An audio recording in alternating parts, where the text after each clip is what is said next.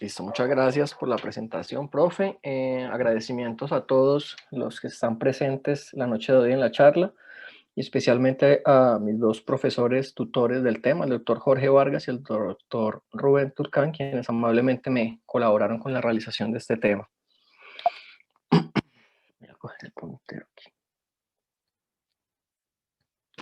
Bueno, entonces vamos a hablar un poco, esta es nuestra hoja de ruta. El tema para el día de hoy es resección del feocromocitoma. En nuestra hoja de ruta vamos a tocar algo de aspectos de epidemiología, generalidades de la patología como tal, en las que se incluyen aspectos fisiopatológicos para recordar un poco y entrar en contexto, algo de la parte diagnóstica y finalmente vamos a entrar al grosso pues de nuestro interés, que es el manejo perioperatorio, que incluyen pues los tres ámbitos de manera importante para nosotros, que son el preoperatorio, el intraoperatorio y algunas consideraciones en el posoperatorio y algunas conclusiones finalmente para llevar a casa. Entonces, para hablar de feocromocitoma, lo primero que tenemos que conocer es que es un trastorno poco frecuente. Realmente los casos son muy pocos. Está denominado casi a 1 o 2 casos por cada 100.000 habitantes por año. Sin embargo, cuando esta patología se presenta en un acto quirúrgico, presenta grandes desafíos para nosotros como anestesiólogos que hay que tener en cuenta, y de allí pues el interés por hacer la revisión de este tema. Hace parte de los diagnósticos diferenciales de hipertensión arterial. Realmente es un diagnóstico, es una búsqueda secundaria de la hipertensión arterial que está más o menos entre el 0.3 a 1.9% de las veces relacionada con este signo. Es de importancia ya que en la mayoría de los casos es el signo que predomina para todos los pacientes que debutan pues, con un feocromocitoma. Más o menos tiene una mortalidad quirúrgica que tiene un rango muy amplio, entre el 3 al 50%, y esto realmente está así, ya que con los cambios actuales y con el manejo preoperatorio de estos pacientes ha reducido sustancialmente la mortalidad en la actualidad debido a las técnicas y la preparación adecuada de nuestros pacientes. Inicialmente o anteriormente lo que se hacía pues era operar sin ningún tipo de preparación, aumentando, y como lo vamos a ver en el transcurso de la charla, los episodios de morbimortalidad en estos pacientes. Nada de presentación, realmente son pacientes adultos jóvenes entre 30 a 50 años. Pero vamos a hablar entonces que realmente tenemos que definir que el feocromocitoma es un tumor productor de catecolaminas relacionado con las células cromafines del sistema nervioso autónomo simpático. El origen principal es la médula suprarrenal, donde está pues el componente más grosso del sistema nervioso de producción de catecolaminas, que es en la médula adrenal, está en un 80-85%. Sin embargo, se puede presentar en otros sitios, conocidos como paragangliomas, que son asociados pues a toda la vía del sistema nervioso autónomo simpático, en tronco simpático y ganglios tanto para como prevertebral, de ahí su nombre, paragangliomas. En un 20% puede haber esta presentación. ¿Y por qué es importante? Porque muchas veces si no se encuentra en la médula suprarrenal o en la glándula suprarrenal, hay que hacer búsqueda exhaustiva de estos paragangliomas debido a que el comportamiento clínico y histológico es indistinguible entre los dos, por lo tanto su presentación va a ser de la misma manera en el paciente. Algo importante de resaltar es que, y por eso se hace difícil el diagnóstico, es que casi el 50% de la sintomatología de los pacientes es paroxística. Es decir, que es de aparición aguda y de breve duración, lo que hace que sea difícil diagnóstico al confundirse con múltiples entidades que pueden ser incluso desde crisis de estrés hasta procesos fisiológicos como hacer ejercicio. Lo que hace entonces que en épocas actuales el diagnóstico realmente se dé de una forma mayoritaria, de forma incidental. Es decir, cuando se está buscando otro que se encuentra pues de forma casual, en ausencia de signos clínicos o síntomas, en una exploración radiológica de un paciente que se está buscando una u otra patología diferente. El 30% de los pacientes sí suelen desarrollar síntomas de manera recurrente, que los vamos a ver ahora cuáles son los que reportan la literatura con más sensibilidad. y un 10% a recordar es asociado a enfermedades genéticas o síndromes genéticos. De esos síndromes genéticos, recordar que aproximadamente el 80% de esas enfermedades genéticas relacionadas con feocromocitoma van a ser la neurofibromatosis tipo 1, la esclerosis tuberosa, la enfermedad de von Hippel-Lindau, el Stuger-Weber y el MEN2. ¿Por qué es importante entonces reconocer estas entidades? Porque se suelen asociar a feocromocitoma, por lo tanto, si un paciente presenta alguno de estos síndromes, habría que buscar si hay asociación de feocromocitoma o también en algunos familiares pudiese hacer el diagnóstico temprano mediante la asociación con estos síndromes genéticos. Aquí tenemos una tabla donde podemos ver entonces la asociación de estos síndromes genéticos que acabamos de ver que se dan con mayor frecuencia. Y es de resaltar en esta tabla que cuando se presenta el paciente con un feocromocitoma asociado a estos síndromes, su aparición es un poco más agresiva, es decir, de forma bilateral en la mayoría de las ocasiones, con mayor frecuencia su localización va a ser adrenal más que paraganglioma. Sin embargo, pudiesen algunos síndromes asociarse pues a estos tipos de asociación con paraganglioma y feocromocitoma simpático. Podemos ver aquí que hay algunos reportes de paraganglioma parasimpático. Realmente, usualmente, hay que decirlo, son son tumores de tejido parasimpático que generalmente están asociados a la cabeza y el cuello, que no son productores de catecolamina como sí lo son en el feocromocitoma simpático y que realmente no sufren metástasis como sí lo puede hacer el feocromocitoma usual, que es el simpático. Los síntomas de ese paraganglioma parasimpático generalmente están asociados a la compresión extrínseca que hace la masa y finalmente estos pacientes desarrollan algún síntoma por esa compresión y terminan en un acto quirúrgico. Entonces, por eso es importante reconocerlos que pueden existir, pero que no hacen parte como tal de nuestro abordaje del día de hoy, que va a ser la parte simpática. Para recordar entonces, esta es la médula, la glándula suprarrenal. Recordar entonces que se compone de una corteza y una médula. La corteza tiene 3 capas bien diferenciadas, que va a ser la zona glomerulosa, encargada de la producción de mineralocorticoides, la zona fasciculada, que va a ser encargada de la producción de cortisol, y la zona reticulada, que va a ser encargada de hormonas precursoras de testosterona y estradiol, y finalmente la médula, que bien diferenciada con sus células cromafines, encargada pues entonces de la producción de aminas biógenas o catecolaminas para su uso, pues, activación con el sistema nervioso autónomo simpático. En esta imagen histológica podemos ver entonces cómo aparecen las glándulas, las células cromafines, que tienen una característica importante y es que tienen unos gránulos en donde van a almacenar las aminas, generalmente de noradrenalina y de adrenalina. Casi su producción es aproximadamente un 20% de noradrenalina, un 80% de adrenalina. Y aquí tenemos entonces la neurona preganglionar simpática haciendo pues efecto sobre estas células cromafines para estimular pues su descarga al lumen sanguíneo como tal. En este caso pues las células cromafines actuarían como una célula postganglionar pues hablando pues del sistema nervioso autónomo simpático. Y como les decía, no solamente se rige a la glándula suprarrenal, sino que también se puede ubicar en todo el tronco simpático, es decir, las vías que conducen el sistema nervioso autónomo simpático, tanto en los ganglios paravertebrales, como los vemos acá representados en la imagen izquierda amarilla, o también puede estar asociado a los ganglios prevertebrales, que son prolongaciones como tal de esas fibras preganglionares, que generalmente encontramos más usuales, el ganglio celíaco, el ganglio mesentérico superior, pueden estar asociados a esos paragangliomas que son indistinguibles, como lo dijimos pues al inicio de las células de tumorales feocromocitomas. El más usual de encontrar, y como lo veremos, entre un 70 y 75% de las veces como paraganglioma va a ser paraórtico. Entonces, por eso siempre en las imágenes que vamos a tener en cuenta hay que tener una exploración. Si no se encuentra a nivel adrenal, hay que hacer una exploración abdominal, sobre todo paraórtica, para descartar que no exista pues este tumor allí.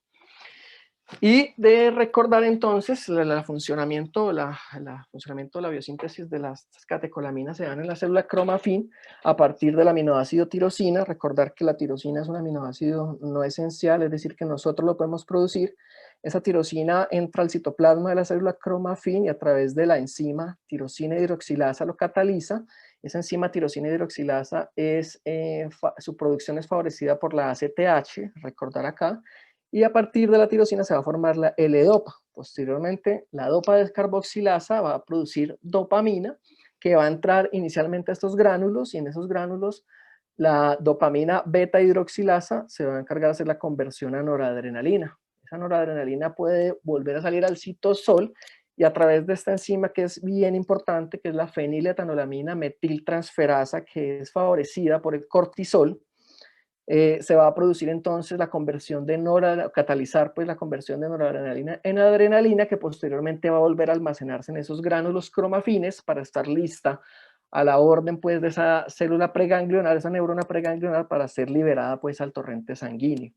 Algo importante entonces de este tumor es que como se produce de forma excesiva estas catecolaminas y se están liberando, de esa misma forma se va a metabolizar a través de las enzimas que van a metabolizar pues estas catecolaminas y las van a inactivar. En este caso, las dos enzimas más importantes van a ser la COM, que es la catecolometiltransferasa, y la monoaminoxidasa, que van a degradarlo a metabolitos intermediarios.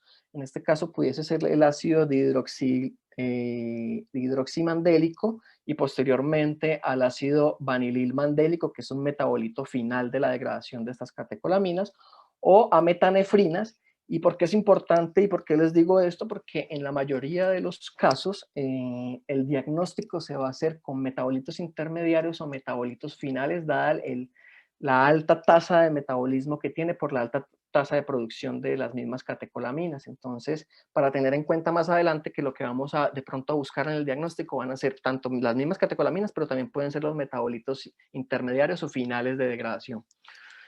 Y entonces recordar que todas esas catecolaminas finalmente se van a producir y van a tener un efecto importante sobre nuestros órganos y tejidos, y recordar los más importantes que van a influenciar y van a tener pues todo el proceso fisiopatológico con esta enfermedad, sobre todo los receptores alfa-1 involucrados con la acción de la norepinefrina en la producción de vasoconstricción venosa y arterial principalmente. Recordar entonces los receptores alfa-2 que tienen una función similar a los alfa-1 cuando son postsinápticos, de vasoconstricción, pero también recordar la función de regulación que tienen a nivel presináptico cuando son activados, de disminución de la liberación de noradrenalina. A nivel beta 1, todos los efectos cardíacos positivos conocidos, cronotropismo, dromotropismo y ainotropismo positivo. Y a nivel beta 2, esto quiero resaltarlo, producen una vasodilatación muscular que puede mediar en parte esos procesos intensos de vasoconstricción que están ocurriendo cuando un paciente tiene un feocromocitoma. Y de aquí la importancia de que cuando vamos a tener la preparación de estos pacientes, se tiene que empezar por un bloqueo alfa, ya que bloquear los beta de manera inicial pudiese inhibir esa vasodilatación protectora y generar una vasoconstricción intensa que pudiese llevar a desenlaces catastróficos en nuestros pacientes. Esto lo vamos a recordar más adelante. ¿Por qué es entonces importante hacer un diagnóstico oportuno del feocromocitoma? Pues ya lo dijimos, cuando se retira puede ser el tratamiento para la hipertensión arterial. Los pacientes están con un riesgo alto de muerte súbita por todos los eventos cardiovasculares subsecuentes con esta enfermedad. Detectar a un individuo en la familia puede ser el diagnóstico precoz en otro miembro. Muchas veces, como les decía, están asociados a estos síndromes. Y entre un 10 a 30% puede presentar malignidad, y cuando se presenta la tasa de supervivencia generalmente es menor al 50% en 5 años. Se dice en la literatura o está escrito que los paragangliomas tienen más potencial metastásico. Sin embargo, hay algún estudio ahora que contravierte pues esta teoría que se hablaba pues generalmente. ¿Cuándo entonces sospechar un feocromocitoma en un paciente? Porque va a ser un diagnóstico difícil, uno no lo sospecha de entrada. Realmente se debe pensar pacientes que tengan hipertensión resistente al tratamiento, sobre todo en pacientes jóvenes menores de 20 años, que debuten con hipertensión y además sean resistentes, pacientes que tengan crisis adrenérgicas, historia familiar de feocromocitoma, cuando un paciente tenga en una exploración radiológica un incientaloma, es decir, que se asocie pues que se encuentre esta masa a nivel adrenal, pues debería buscarse y debería descartarse que no sea un feocromocitoma, porque esto podría tener consecuencias en el intraoperatorio, sobre todo para nosotros. Y esto es importante, que el paciente presente una respuesta presora durante la inducción anestésica. Esto nos puede decir a nosotros que algo está ocurriendo. Regularmente, nosotros tendemos a utilizar medicamentos que disminuyen el gasto cardíaco, lo tienden a hacer una respuesta hacia la baja. Si encontramos una respuesta contraria a lo que esperamos con el medicamento, pues podemos sospechar incluso que podemos estar ante un diagnóstico ante un paciente con esta enfermedad que no ha sido diagnosticada. ¿Por qué se los digo? Aquí les traigo dos casos, por eso miren acá, es un paciente que presenta una hipertensión intraoperatoria bajo anestesia espinal y con un feocromocitoma no diagnosticado. Es una paciente que se programó para una RTU de vejiga porque se había encontrado un nódulo en la pared anterior. El paciente venía totalmente normal, paraclínicos en rangos de normalidad, signos vitales en rangos normales, y lo único que tenía era un antecedente de una colela con anestesia general que incluso reportaban sin complicaciones. Se decide entonces a la paciente dar una anestesia espinal con un nivel de T6 y sedación con midazolam. Paciente se reporta en este reporte de caso, que es bien interesante, 40 minutos incluso en la incisión, en quirúrgica, en el abordaje inicial no tuvo ningún cambio a nivel hemodinámico hasta que comienzan a manipular el tumor, y en ese momento de manipulación la tensión arterial cambia abruptamente de 150 a 220, 120, y la frecuencia de 50 a 70 latidos por minuto, y el EKG comienza a aparecer un bigeminismo ventricular que cede a la administración de lidocaína por el anestesiólogo. Entonces, en ese caso, la paciente, como estaba con una sedación leve, se decide interrogar un poco, porque además de eso ella manifestaba sensación de opresión en el pecho y mucho malestar. Se le pregunta si ella había sentido esa sintomatología previo. Ella manifiesta que hace 10 años viene sintiendo esa sintomatología de forma paroxística, es decir, que le daba pero le curaba rápidamente y que aparecía después de orinar. Es decir, cuando contraía pues la vejiga y se manipulaba prácticamente el tumor allí. Entonces deciden en ese momento terminar cirugía, o sea, cerrar el paciente, tomar una biopsia y dejar para un segundo tiempo posterior al resultado de la biopsia. El desenlace es que se diagnostica un feocromocitoma y la paciente es llevada a un segundo tiempo quirúrgico con preparación previa del paciente. Entonces, les traigo este caso que me pareció muy relevante porque se nos puede presentar en el intraoperatorio como forma no diagnosticada y debemos sospecharlo por ejemplo, este es un ejemplo en donde se podría dar pues inesperadamente. Este es otro reporte de caso y miren el título, el feocromocitoma no diagnosticado, la pesadilla del anestesiólogo. Ese es un paciente que fue sometido a una resección incluso ya de una masa suprarrenal. En este caso ya había la evidencia de que el paciente tenía una masa a nivel suprarrenal y deciden resecarla. Es un paciente de 62 años y en la inducción anestésica presenta una crisis hipertensiva que es resistente a todos los manejos de nitratos, nitroprusiato, nitroglicerina, e incluso utilizan la betalol. Por eso aquí quiero hacer un paréntesis, y es importante el uso del labetalol. Si nosotros estamos ante la sospecha alta de que el paciente tiene un feocromocitoma, el labetalol no debería utilizarse como manejo de la crisis hipertensiva. Recordar que tiene un efecto beta, y ya dijimos que bloquear el paciente a nivel beta se pudiese quitar la vasodilatación protectora y pudiese incluso empeorar la crisis de vasoconstricción. El paciente finalmente mejora con un goteo de fentolamina endovenosa, que no lo tenemos disponible en Colombia, tiene buena respuesta, deciden suspender cirugía, llevar a la UCI, tomar una biopsia de esa masa, evidentemente se hace el diagnóstico de feocromocitoma, se lleva un segundo tiempo y se opera a la paciente posterior a la preparación quirúrgica. Para enmarcar un poco las generalidades, entonces tenemos algo que está descrito en la literatura, que es la regla de los 10. Recordar entonces que el 10% de los feocromocitomas suelen ser extraadrenales. El 10% incluso se puede presentar en población pediátrica, sobre todo debutando con hipertensión resistente a los manejos. Un 10% suelen ser múltiples o bilaterales, sobre todo cuando están asociadas a síndromes genéticos. 10% presentan recidiva tras la cirugía o la resección tumoral. Por eso el seguimiento que se debe hacer en estos pacientes es importante. El 10% son malignos, pero dijimos que hasta un 25% o hasta un 30% pudiese ser maligno. Es un poco de excepción a esta regla. El 10% son familiares, encontrando hasta un 25% de asociación, y un 10% son descubiertos como incidentalomas, pero ahora se habla pues de que el diagnóstico generalmente se hace hasta un 60% de esta forma. ¿Cuándo sospechar entonces o cómo hacer el diagnóstico clínico de esos pacientes?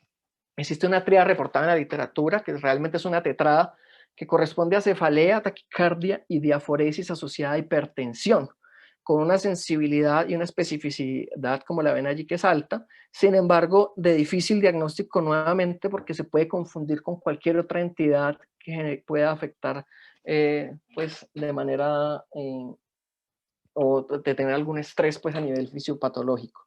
Dentro de los signos comunes, síntomas comunes, encontramos la hipertensión, las palpitaciones, el temblor, la debilidad y algunas veces ataques de pánico. Y muy raramente el paciente puede debutar incluso con hipotensión ortostática, alteración del estado mental o con resistencia a la insulina, ya que, o disminución de la liberación de la insulina, ya que si recordamos uno de los efectos beta 2 es disminuir la liberación de insulina, por lo tanto, sus pacientes pudiesen presentarse hiperglicémicos. Una de las consideraciones que también hay que tener en cuenta, pues, cuando estemos hablando en el intraoperatorio, ya que estos pacientes pudiesen tener glicemias altas. ¿Por qué pueden cursar esos pacientes de hipotensión ortostática? Porque realmente les estoy hablando, bueno, pacientes generalmente receptores alfa, vasoconstricción, aumento de la poscarga, pacientes que tienen crisis hipertensivas. ¿Por qué hipotensión? Hay tres teorías que pueden explicar por qué un paciente puede presentarse con hipotensión ortostática y tener manifestación o tener como manifestación del feocromocitoma. La primera teoría, y que es bien aceptada en esta patología, es que estos pacientes son hipovolémicos relativos. ¿Qué quiere decir eso? Su intensa vasoconstricción disminuye el retorno venoso, disminuyendo la precarga al ventrículo derecho y generando pues un proceso de disminución de esta. Y también esa intensa vasoconstricción se reporta de que puede desplazar el contenido intravascular hacia el intersticio, pudiendo llevar pues a hipovolemia a estos pacientes. Por eso es muy importante tener en cuenta el manejo de líquidos más adelante cuando hablemos del intraoperatorio. La segunda teoría es que hay pacientes que pueden ser hipersecretadores de epinefrina, y recordar entonces el efecto de epinefrina sobre beta 2 de vasodilatación. Y la tercera teoría, que también es muy aceptada en esta patología, es la hiperestimulación que producen estas aminas o catecolaminas sobre los receptores, tanto alfa como beta, lo cual produce una interiorización por exceso de estímulo en esos receptores. Ellos van a hacer un fenómeno conocido como down regulation, por así decirlo, van a disminuir la cantidad de receptores que están presentes en el tejido, y por eso el paciente pudiese responder incluso o tener menor sensibilidad a estas catecolaminas y pudiese presentarse con hipotensión al no tener una buena respuesta pues, a estas aminas biógenas.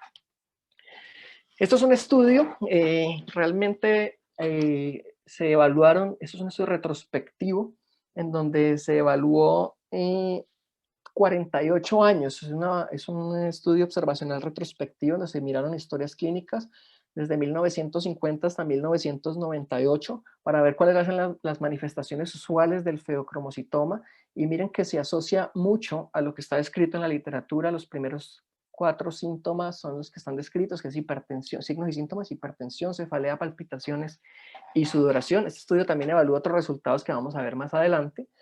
Y entonces, para cerrar acá, recordar entonces el diagnóstico se hace de una forma clínica que es difícil establecer debido a que se puede confundir con otras entidades, pero una vez se hace o se tiene sospecha o se hacen diagnósticos diferenciales y se llega a pensar en esto, pues hay que hacer un análisis bioquímico.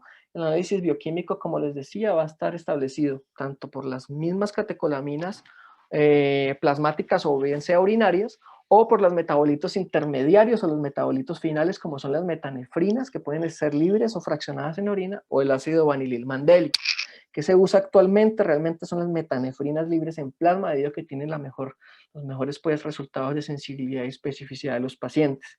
Se dice entonces que si uno encuentra metanefrinas plasmáticas en rangos de normalidad, uno puede casi que excluir la presentación o la asociación de un feocromocitoma. Pero si uno tiene un test positivo, no necesariamente confirma el diagnóstico. Entonces aquí aparecen cuáles son las metanefrinas que son de alto valor diagnóstico. Por lo menos se dice que son 4 veces el límite superior del rango de referencia, y en lo posible el paciente debe abandonar cualquier medicación, dado que puede haber interferencia medicamentosa con la toma de la prueba. ¿Cuáles son algunos medicamentos que pueden tener mínima interferencia? Son algunos, como lo vemos aquí, generalmente antihipertensivos, de la familia de los IECA, familias de los calcioantagonistas, alfa beta bloqueadores, diuréticos y minoxidil. Sin embargo, pues si el paciente los pudiese suspender previo a la prueba, pues es mucho mejor. Algunos de los medicamentos que tienen más interferencias son sobre todo medicamentos de formulación psiquiátrica, el alcohol, el paracetamol y la supresión brusca de clonidina, que ya vamos a ver que se usa también para el diagnóstico. Y algunas situaciones también pueden aumentar estas catecolaminas. Se debe evitar pues la toma de esta prueba si el paciente presenta alguna de estas situaciones o ha presentado algún evento, como por ejemplo si ha tenido alguna cirugía reciente, ha tenido un infarto o algo, estado pues en la UCI con un episodio de cetoacidosis o ha tenido situaciones de estrés grave. Se debería pues evitar que el paciente se tome estas pruebas porque pudiesen tener falsos positivos. Si yo tengo la duda de que mi paciente tiene unas metanefrinas allí como en rangos más altos de referencia, pero no cumple los 4 veces superior al límite, existe una prueba que es la prueba de supresión de clonidina. Sabemos entonces que la clonidina es un agonista alfa 2 de acción central, y en condiciones normales la administración de esta clonidina debería suprimir la secreción de catecolaminas. Entonces, ¿qué se espera? Cuando uno dé clonidina al paciente, que generalmente la dosis es de 0.3 miligramos, provoque una disminución de esa concentración de noradrenalina que se tomó previamente plasmática en un 50%, o unas metanefrinas que bajen más del 40%. Si el paciente no baja ninguna de las dos o la que estemos midiendo, se puede pensar que hay una autonomía tumoral y que el paciente pues, probablemente sí está cursando con un feocromocitoma dado que no está obteniendo respuesta pues, a la clonidina. Y finalmente, se debe hacer un diagnóstico imaginológico para tanto hacer la planeación para el cirujano, que la va a utilizar él para su planeación quirúrgica, como nosotros hacer la planeación anestésica de lo que vamos a llevar, o el paciente que vamos a tener pues en el intraoperatorio. Realmente se hace el método de elección, el gold estándar es con un TAC contrastado de 3 fases, y también se puede hacer con resonancia en algunos casos especiales como metástasis para gangliomas, sobre todo cranocervicales, alergia al medio de contraste, radiación o artefactos. Recordar entonces que la localización usual va a ser en la glándula suprarrenal, pero también pueden haber localizaciones extraadrenales. En el 75% de los casos esa localización puede ser para aórtica abdominal, por eso no debe faltar una imagen del abdomen. Aquí un poco de las características radiológicas del feocromocitoma. Realmente o generalmente son tumores que son más de 3 centímetros, tienen una forma ovalada con margen liso, su textura es heterogénea, generalmente son unilaterales. Ya dijimos que usualmente que raramente pueden presentarse asociados a síndromes genéticos, y aquí son más agresivos y son bilaterales en la mayoría de los casos, pero cuando se presenta en un paciente que no tiene un síndrome asociado, pues generalmente es unilateral y pues tiende a ser hiperintensa pues en el T2. Entonces, ¿por qué vendría a ser un reto para nosotros esta patología? Primero, porque son pacientes que tienen alta morbilidad cardiovascular, y dos, si no solamente cardiovascular, sino que va a tener un componente multisistémico que va a estar afectado, ya lo vamos a desglosar en una tabla, y dos, que si no reciben la preparación adecuada, está demostrado en reportes o en observaciones clínicas que aumenta drásticamente la morbimortalidad en el intraoperatorio y en el posoperatorio temprano. Y esto es importante, incluso si los pacientes están normotensos prequirúrgicos. Es decir, yo tengo un paciente con diagnóstico de feocromocitoma y está totalmente estable, no tiene hipertensión, está clínicamente estable. Si lo llevo a cirugía sin preparación, hay reportes de aumento de morbimortalidad. Por eso todos los pacientes deben recibir preparación previo a la cirugía en esta patología. Nuevamente el estudio que les decía ahora, donde se hizo el estudio retrospectivo por 48 años, ellos descartan realmente que los paragangliomas, eso como un dato de importancia, los paragangliomas sean los de mayor episodios metastásicos. Realmente no hay diferencia entre uno y el otro, reportan ellos. Y dentro de las complicaciones quirúrgicas, ellos obtienen 97 registros de pacientes operados, y ellos, miren, la tabla reportan 90 muertes en el posoperatorio temprano, que es de 90 días. Esto se los traigo a relevancia, ¿por qué? Y con respecto pues a la preparación, y es que las 3 muertes se producen antes de 1967, que es donde se comienza a utilizar la fenoxibenzamina como manejo preoperatorio de estos pacientes para bloqueo alfa-adrenérgico. lo cual puede ayudarnos a pensar que si los pacientes no están preparados, pueden aumentar su morbilidad y su mortalidad incluso, según pues este reporte acá de estos pacientes. Otro estudio en donde quieren determinar realmente si esta patología debería operarse de forma urgente, es decir, si un paciente presenta una crisis adrenérgica por feocromocitoma y yo tengo ya el diagnóstico, ¿debo operarlo ya o debo más bien prepararlo y operarlo cuando esté preparado? Pues aquí ellos decidieron en este estudio, que es una cohorte retrospectiva, en California, cogen 137 pacientes y 25 de esos pacientes presentaron una crisis adrenérgica. Deciden llevar 10 de estos pacientes a cirugía urgente sin preparación y 15 de estos pacientes llevarlos a una cirugía electiva, es decir, con preparación y bloqueos adrenérgicos y beta-adrenérgicos adecuados. Miren los desenlaces, realmente se puede ver aquí estadísticamente significativo. Los que se llevaron de manera urgente presentaron más admisión a la UCI, más complicaciones en el posoperatorio, más días de UCI y más duración de estancia hospitalaria. A pesar de que no hubo significancia estadística, pues se pudo apreciar que hubo más crisis pulmonares en los mismos pacientes y más daño y compromiso multisistémico en los que no recibieron una preparación. Por lo tanto, el mensaje es que todo paciente que deba ser planeado para una resección de feocromocitoma debería recibir el manejo farmacológico previo a la resección de su tumor. Aquí en este otro estudio ellos quisieron evaluar cuáles eran los riesgos perianestésicos. Es otro estudio observacional. En la clínica Mayo ellos quisieron ver cuáles eran las complicaciones perioperatorias asociadas pues como tal a la resección del tumor. Ellos encontraron que la mayoría de complicaciones en el intraoperatorio fueron episodios de hipertensión sostenida, pues relacionado con lo que estamos viendo, que es la fisiopatología de la entidad, y encontraron entonces que los que más tenían complicaciones en ese intraoperatorio, que la mayoría fueron hipertensión, eran los pacientes que tenían masas más grandes y los pacientes que tenían altos niveles de catecolaminas o metanefrinas en el preoperatorio. Además de eso, reportan mayor duración de la anestesia, sin embargo, ellos deciden asociarlo a masas grandes de difícil resecabilidad, por lo tanto, pues había pues una asociación entre esas dos variables allí. Sin embargo, entonces es importante saber que los pacientes que tengan masas grandes o que tengan altos niveles de catecolaminas, es prepararnos porque pudiesen tener más complicaciones que un paciente que, que tenga pues diferencias acá. Entonces, hasta aquí toda la generalidad es algo de la fisiopatología. Vamos a entrar a nuestro grosso, que es el manejo perioperatorio de esta entidad. Y vamos a empezar por el preoperatorio, no sin antes recordar que es un manejo multidisciplinario. Es un manejo que se debe dar por el endocrinólogo, por el cirujano y por nosotros. Nosotros no debemos delegar esto a que el endocrinólogo haga las metas, a que tenga seguimiento del paciente, a que cuando ya el paciente se vaya a operar finalmente llegue y nosotros lo veamos en el prequirúrgico y vayamos a llevarlo pues a la anestesia. En este caso es súper importante que nosotros tengamos evidencia de que el paciente ha tenido buena adherencia a su manejo y a que haya tenido buen control de las metas que vamos a hablar más adelante. ¿Y por qué es importante entonces tener un buen control de los pacientes? Por todo el compromiso multisistémico que tienen asociado a esta liberación excesiva de catecolaminas endógenas.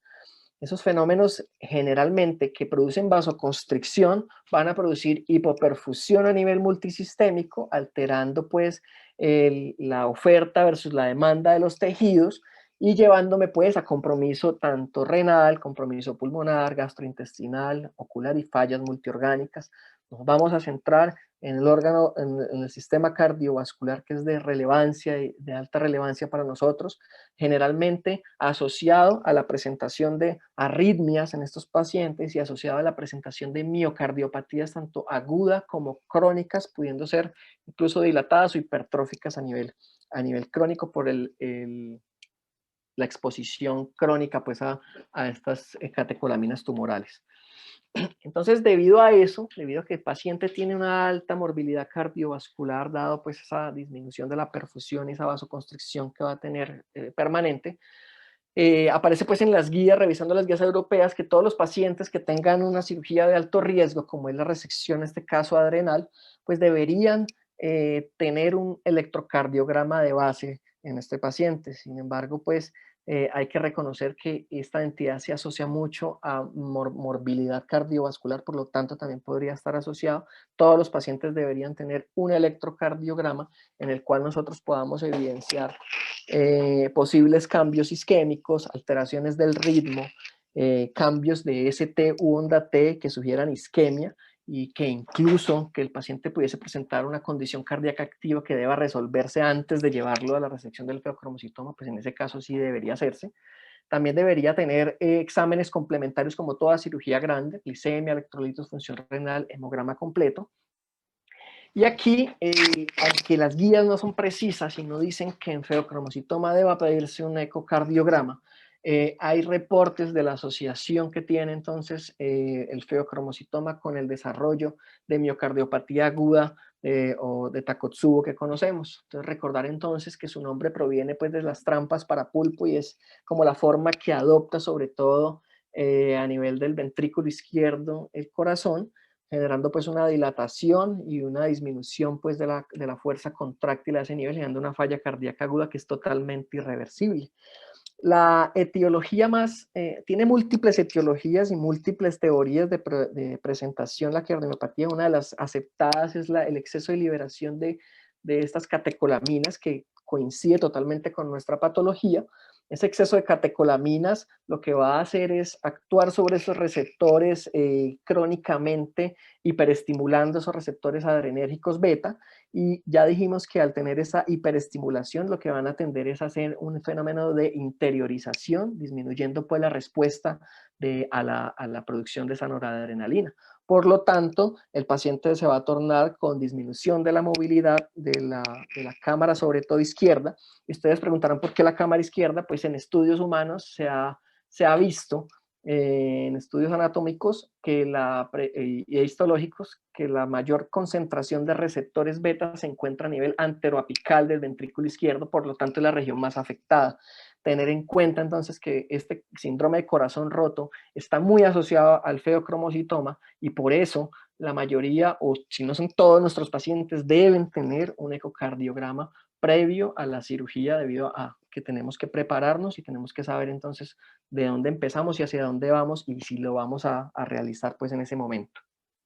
Este es un estudio que trata de mirar también cuáles eran las diferencias ecocardiográficas entre grupo de pacientes con feocromocitomas versus pacientes que tenían tumores adrenales no feocromocitomas, y lo que quisieron determinar aquí eran variables en el ecocardiograma previa pues a la cirugía. Algo que hay que enmarcar en ese estudio es que ellos en el 100% de los pacientes con feocromocitoma encontraron alguna alteración ecocardiográfica. Y es por eso, así estuviesen asintomáticos. Es por eso entonces que se quiere dejar un mensaje, es que así el paciente es asintomático, estos cambios suelen darse por el exceso de catecolaminas, ya lo estamos viendo fisiopatológicamente, deberían tener un ecocardiograma prequirúrgico. Podemos ver entonces acá de esa representación, 17 pacientes de esos 35 presentaron una fracción de eyección por debajo del 55% con respecto a las masas no adrenales. Tuvieron un volumen de fin de diástole del ventrículo izquierdo, una distancia mucho más alta, o sea, presentando dilatación de esa cavidad izquierda, y niveles de NT-proBNP prequirúrgicos elevados, consistentes pues con la sobrecarga de volumen de estos pacientes asociados pues a su falla cardíaca. Y miren cómo posterior a la resección quirúrgica, 3 y 6 meses, todos prácticamente recuperaron sus condiciones basales debido a que ya se les corta el suministro pues a ese estrés de catecolaminas que sufren pues estos pacientes. Otro estudio que trata de mirar cómo el tratamiento de estos pacientes a nivel preoperatorio mejora sustancialmente cómo llega nuestro paciente al intraoperatorio. Aquí podemos ver entonces cómo los pacientes incluso pueden mejorar la función ventricular desde que se hace el diagnóstico, que inicialmente era un 30% de fracción de eyección, incluso llegar hasta 71% de fracción de eyección antes de la cirugía cuando se hizo un manejo oportuno. Por eso la importancia entonces de que todo paciente, si esté asintomático, deba recibir el manejo preoperatorio.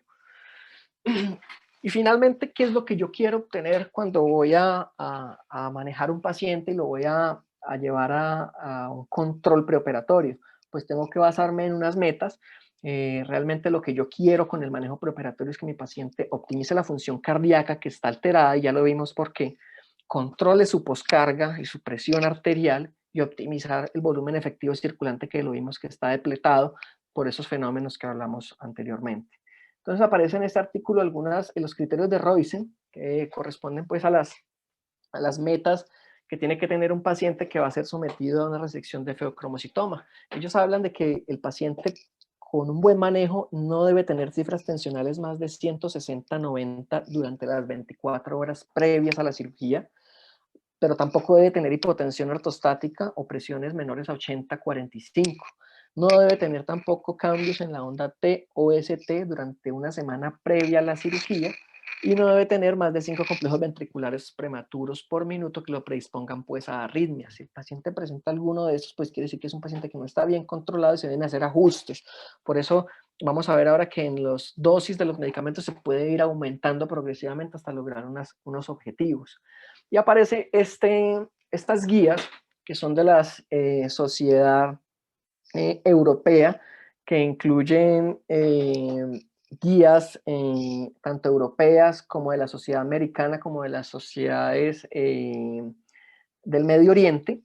Ellos se agrupan y deciden sacar unas metas en común para todos los pacientes, y ellos comentan entonces que la meta de presión arterial debe ser menos de 130/80 con paciente sentado, conservando una presión mayor de 90 de pie, para evitar o que tengan una leve hipotensión ortostática, y que la frecuencia cardíaca debe estar entre 60-70 sentado o 70-80 de pie, evaluando siempre la tolerancia a los medicamentos de nuestros pacientes y tratando de llegar siempre a un paciente al intraoperatorio con estas metas para evitar el aumento de morbimortalidad en el intraoperatorio y en el posoperatorio temprano.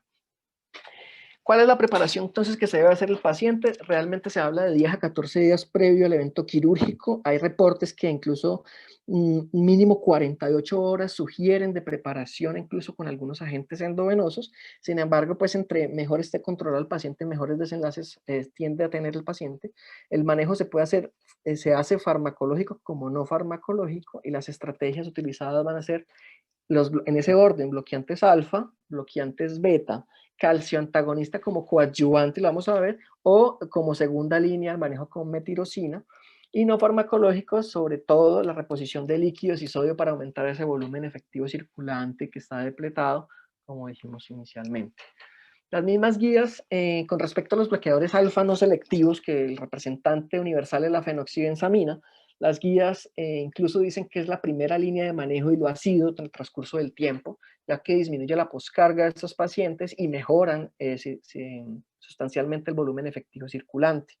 Y en el estudio de 48 años también hablan de que se comenzó a utilizar desde 1967, pero hacen la anotación que es una de las complicaciones de este medicamento, y es que hacer un bloqueo alfa no selectivo de larga duración produce frecuentemente episodios de hipotensión en el intraoperatorio y en el posoperatorio temprano, por lo que hay que tenerlo en cuenta para el manejo de estos pacientes. Quisieron entonces evaluar si era necesario colocar un bloqueador alfa no selectivo versus un bloqueo alfa selectivo como la doxazosina. Realmente en este estudio ellos comparan dos cohortes en dos sitios diferentes que tenían protocolos diferentes para manejo de estos pacientes, y lo que finalmente encuentran es que las diferencias son sobre todo en los rangos de presión arterial. No encuentran diferencias en complicaciones posoperatorias, no encuentran diferencias en estancia hospitalaria, y no encuentran diferencias en desenlaces clínicos. Por lo tanto, de lo que deciden concluir es que si usted va a utilizar fenoxibenzamina, tenga presente que el paciente le puede colocar hipotenso y que va a requerir incluso más líquidos y vasopresores, y si utiliza doxazosina por la vía media un poco más corta, pues el paciente se le puede tornar hipertenso, por lo que tiene que utilizar en este caso vasodilatadores para tratar de manejar eso. Sin embargo, ninguno de los dos mostró otro desenlace con respecto al otro. Entonces, la fenoxibenzamina, recordar que es el más utilizado a nivel mundial. Es un antagonista no competitivo y reversible, tanto alfa 1 como alfa 2. Tiene una larga duración, una vía media de 24 horas, por lo tanto sus episodios de hipotensión en el posoperatorio temprano Las dosis pueden empezar el paciente con 10 miligramos cada 12 horas, entre 7 a 14 días previo a la cirugía, pero incluso el paciente pudiese terminar hasta 120 miligramos al día, 60 miligramos cada 12 horas. Por eso la importancia del seguimiento de estos pacientes para que estén bien controlados. Ojo con sus efectos adversos más frecuentes, que es la hipotensión ortostática, la taquicardia refleja y el síncope. La doxazocina, como el representante de los alfa-1 selectivos, es un antagonista competitivo de corta duración, un poco menos, de 9 a 12 horas, tiende a producir menor hipotensión en el posoperatorio. Las dosis empiezan de 2 miligramos, pero incluso se pueden terminar con 16 miligramos al día. Se debe también hacer el manejo de entre 7 a 14 días previo. Tiene mucho mejor adherencia, es mejor tolerado, no produce taquicardia refleja, pero tratando de encontrar alguna indicación precisa para este medicamento, en algunos de los reportes de la literatura parece que es de elección en pacientes con cardiopatías congénitas. Es decir, que en pacientes en donde la titulación debe ser muy cuidadosa con el bloqueo alfa, ya que estas patologías y la disminución de las resistencias vasculares puede afectar pues gravemente a estos pacientes, ya que dependen pues de su buena precarga. Por lo tanto, en estos casos específicamente, se prefiere pues el uso de doxazocina dado su menor vida media, en estos escenarios raros, pero que son complejos. Y en algunas ocasiones, pues se pudiese utilizar otras estrategias de alfagonistas selectivos, como es la prazosina y la terazocina. Sin embargo, aquí hacen la apreciación de que se debe tener más control sobre el paciente, dado que tienen vidas medias más cortas, tienen que tener más dosis, el paciente debe tener mejor adherencia a ellas, y si no, pues el paciente va a estar mal controlado. Una vez se logre el bloqueo alfa con mis cifras meta de presión arterial, y yo tengo un paciente controlado, 4 a 5 días después inicio mi bloqueo beta, dado pues por esa, que lo dijimos inicialmente, no quiero bloquear inicialmente esa vasodilatación que va a ser compensadora. El bloqueo beta se da sobre todo para el control de la taquicardia y las arritmias de mi paciente, sobre todo en tumores secretores de grandes cantidades de adrenalina. Siempre se debe iniciar a dosis bajas. Ya dijimos que muchos pacientes pueden presentar cambios hemodinámicos o pueden presentar falla cardíaca, por lo tanto pudiese empeorar la miocardiopatía asociada. Se debe iniciar siempre de bajas dosis y ir aumentando progresivamente. No hay diferencias significativas entre utilizar beta 1 o beta no selectivos, y dentro de las estrategias está reportada pues el uso de metoprolol, propanolol o atenolol. Posteriormente, se quiere evaluar si los calcioantagonistas con su rol, los dihidropiridínicos, que tienen la función más que todo vascular, tienen algún papel. Si el paciente no puede, por ejemplo, tomar fenoxibenzamina, lo que se quería era evaluar cuáles eran los desenlaces de uno con respecto al otro en este estudio. Ellos no encuentran diferencias significativas en mortalidad ni diferencias en morbilidad, y lo que sí se reporta es que, como con la doxazocina, las calcio antagonistas sí tienden a tener cifras tensionales un poco más altas que con la fenoxibenzamina, y esto ha estado pues por su mecanismo de acción. Sin embargo, las guías de práctica clínica que vimos que son a nivel consideradas pues más grandes que hay, ellos consideran los calcioantagonistas dihidropiridínicos como adyuvantes a los bloqueos, a los alfa-bloqueadores, cuando no se logren metas de tensión arterial. Es decir, se pueden utilizar los dos conjuntamente, y que no se deberían utilizar como monoterapia a menos que el paciente tenga un efecto adverso definitivo a otras terapias que son de manejo inicial, como son los alfa-bloqueadores. Aquí hay algunos de los esquemas utilizados para la preparación médica prequirúrgica. Entonces el paciente pudiese iniciar con fenoxibenzamina o doxazocina, 10 a 14 días, a las dosis incluso ir aumentando. En la preparación 2, si no se logran metas, adicionar nifedipino o amlodipino, que son los calcioantagonistas, y posteriormente, una vez se logre el buen bloqueo alfa, se va a hacer el bloqueo beta, que se puede dar con propanolol, atenolol, pues a esas dosis. Definitivamente este manejo que tiende a ser de segunda línea para estos pacientes, y se está indicado ya cuando otros agentes no han surgido un efecto apropiado, y es la metirosina. La metirosina, como vemos, el mecanismo de acción es inhibir la primera enzima que se encarga de todo el proceso de formación de estas aminas biógenas, que es la tirosina hidroxilasa, pero tiene su gran limitación es que es muy mal tolerada por los pacientes, ya que cruza la barrera hematoencefálica y tiene efectos sobre todo de hipersomnolencia marcada y efectos muy intolerables como es el extrapiramidalismo. Realmente cuando se tiende a utilizar este medicamento debe ser en conjunto con el manejo con endocrinología, dados sus efectos pues potencialmente adversos, y tiene algunas otras indicaciones, que es cuando se va a utilizar radiofrecuencia del tumor, cuando el cirujano de pronto determine que es un tumor grande y que va a manipular mucho y que está muy adherido, que se pudiese utilizar este medicamento con precaución, o cuando son tumores metastásicos o no operables también. Dentro de las estrategias farmacológicas, pues ingesta elevada de sodio y líquido se recomienda antes de la cirugía para, pues, para prevención como tal de la hipotensión severa que se puede dar con la ligadura de los vasos efluentes, cuando estemos en la segunda etapa del intraoperatorio, que la vamos a nombrar inmediatamente. Mucha precaución en formular pues, sodio y líquidos a pacientes con falla cardíaca e insuficiencia renal pues, crónica, ya sabemos pues, por las condiciones que pueden afrontar. Con respecto al intraoperatorio, lo primero que tenemos que tener en cuenta es evitar 3 grupos de medicamentos que pueden empeorar las crisis adrenérgicas. Los primeros van a ser los antagonistas dopaminérgicos, ya que sabemos que la dopamina cumple una función importante en la inhibición de la liberación de catecolaminas. Entonces, por ende, no debemos de entrada administrar estos medicamentos, como lo es la metoclopramida o el haloperidol, si vamos a utilizarlo como estrategia de prevención de náuseas y vómito. Pudiésemos utilizar otras estrategias que están bien documentadas y bien, con buena evidencia, como es la dexametasona y el ondansetron.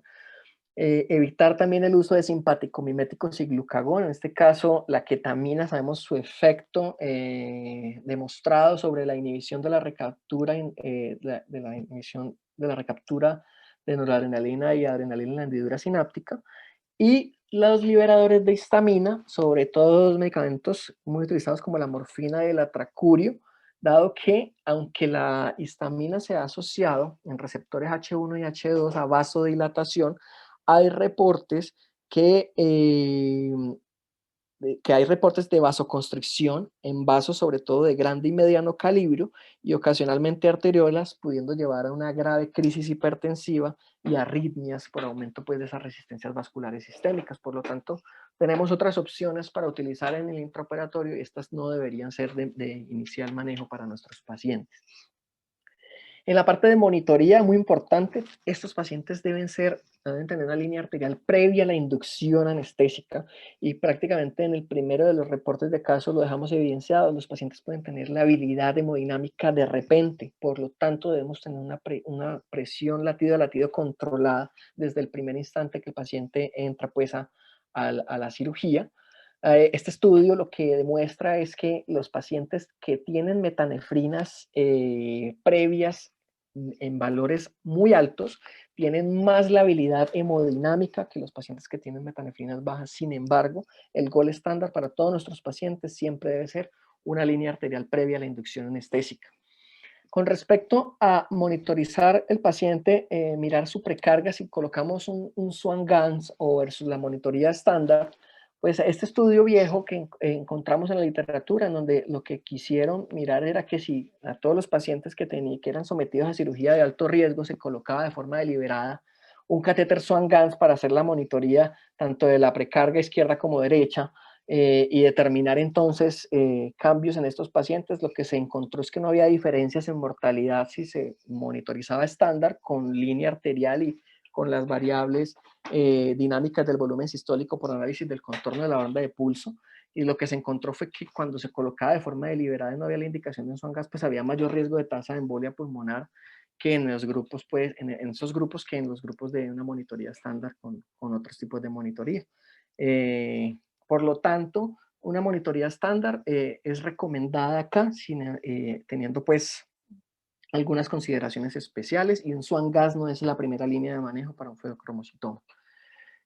Aparece entonces en la literatura como muy buen aporte para monitorizar estos pacientes, sobre todo en precarga y a nivel de la precarga tanto derecha como izquierda, que van a estar afectadas. Una, a nivel derecho sabemos que hay pacientes que están hipovolémicos relativos y a nivel izquierdo que tienen la poscarga aumentada, entonces es muy importante evaluar esto. el reporte o la actualidad tiende a que la ecocardiografía transesofágica pues es de mucha de utilidad en este tipo de patología, dado pues de que no solamente puede evaluar el estado de volemia del paciente, sino de precarga, sino que también pudiésemos ver contractilidad y competencias valvulares, como lo vimos pues en el seminario que nos presentó el doctor Arley hace 15 días. Eh, Algo que también tenemos que tener en cuenta de monitoría es la electroencefalografía procesada. Sabemos entonces que la intensa descarga de catecolaminas intraoperatorias lleva a cambios en el gasto cardíaco que pudiesen modificar la farmacocinética de los medicamentos, tanto inhalados como endovenosos. Por lo tanto, pudiésemos no tener una respuesta similar en todos nuestros pacientes. Por lo tanto, la utilidad importante de todos nuestros pacientes deberían llevar una monitoría de electroencefalografía procesada. En la parte de los accesos venosos, importante siempre, el catéter venoso central es aquí casi que mandatorio colocarlo porque son pacientes que van a recibir vasoactivos hasta 72 horas posterior pudiesen recibir en la unidad de cuidados intensivos. Y periférico de buen calibre por las altas demandas de líquidos que pueden presentarse en cirugía debido a que ya sabemos la condición de hipovolemia relativa que pueden tener. Entonces, para recordar las dos fases bien importantes del intraoperatorio, que se van a determinar en fase 1 y fase 2, la fase 1 va a estar determinada por hipertensión, es un paciente que va a estar desde la intubación hasta que se ligue los vasos que llevan la liberación pues, al torrente sanguíneo, que son los vasos efluentes del tumor. Esa va a ser determinada la primera fase de la cirugía y va a estar catalogada o relacionada con hipertensión severa. Entonces, recordar que la propia intubación puede elevar hasta 10 veces los niveles basales de catecolaminas. La insuflación del neumoperitoneo, dado que la laparoscopia es el método usual de abordaje quirúrgico actual para este tipo de resección de masa. Recordar que la misma insuflación del neuroperitoneo tiene estimulación simpática y provocación de liberación de adrenalina y noradrenalina generando presión arterial, hipertensión y disritmias. Pero lo que más realmente genera liberación o exceso de hipertensión va a ser la manipulación del tumor. Hasta 100 veces se pueden elevar los niveles de catecolaminas basales. Y la fase 2, que corresponde a que cuando el cirujano liga finalmente, reseca el tumor, liga los vasos efluentes, pues en ese caso vamos a tener una caída marcada de un paciente que ha estado expuesto crónicamente a estas catecolaminas. Y es un paciente que además de eso va a tener un bloqueo alfa-adrenérgico previo, por lo tanto lo que va a atender este paciente es a la hipotensión en este caso. Y además de eso, sumándole que tiene menos sensibilidad por respuesta de down regulation de esos receptores, esto me tiende a la hipotensión, entonces por eso hay que tenerlo en cuenta. Con respecto entonces a la fase inicial, que es la premedicación, estos pacientes sí que con más frecuencia deben recibir una ansiolisis en la sala prequirúrgica o en la sala de preanestesia. Se debe colocar una benzodiazepina para que el paciente esté tranquilo y no después tenga episodios de estrés que puedan llevarme a episodios hipertensivos. Se debe incluso pensar en analgesia y anestesia local para las punciones tanto venosas, periféricas, de línea arterial y el catéter epidural si está indicado. Vamos a ver si está, en el caso está indicado el catéter.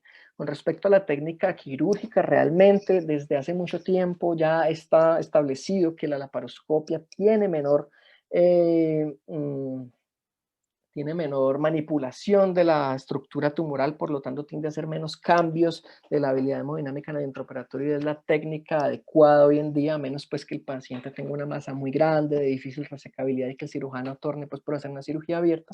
La cirugía laparoscópica es la técnica ideal actual. Con respecto a colocación de catéter epidural bajo la laparoscopia, lo que quisieron evaluar aquí es mirar si habían cambios con respecto a colocarle a un paciente epidural más general y laparoscopia versus general y laparoscopia. Ellos en este estudio encuentran que no hay diferencias en los parámetros hemodinámicos de uno versus el otro, no hay diferencias en los niveles de ACTH, cortisol, adrenalina, noradrenalina, por lo tanto el catéter epidural no está indicado en la laparoscopia, pero sí queda entonces indicado solo para los abordajes abiertos como manejo de analgesia tanto intra como posoperatoria de esos pacientes. Con respecto a la técnica anestésica, hay diversidades en el manejo, hay múltiples reportes que se puede dar con TIVA, se puede dar con balanceada, no hay diferencias entre las dos.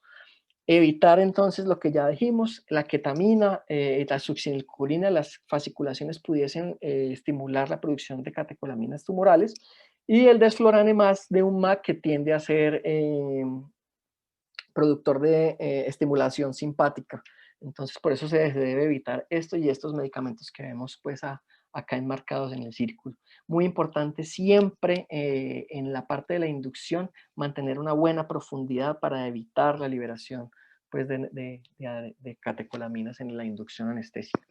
La fase 1, entonces, sabemos que lo que la que la va a representar va a ser el dolor que sienta el paciente, el neumoperitoneo y la manipulación tumoral son las que me van a estimular la liberación de catecolaminas y lo que me la va a llevar entonces a hipertensión y taquiarritmias.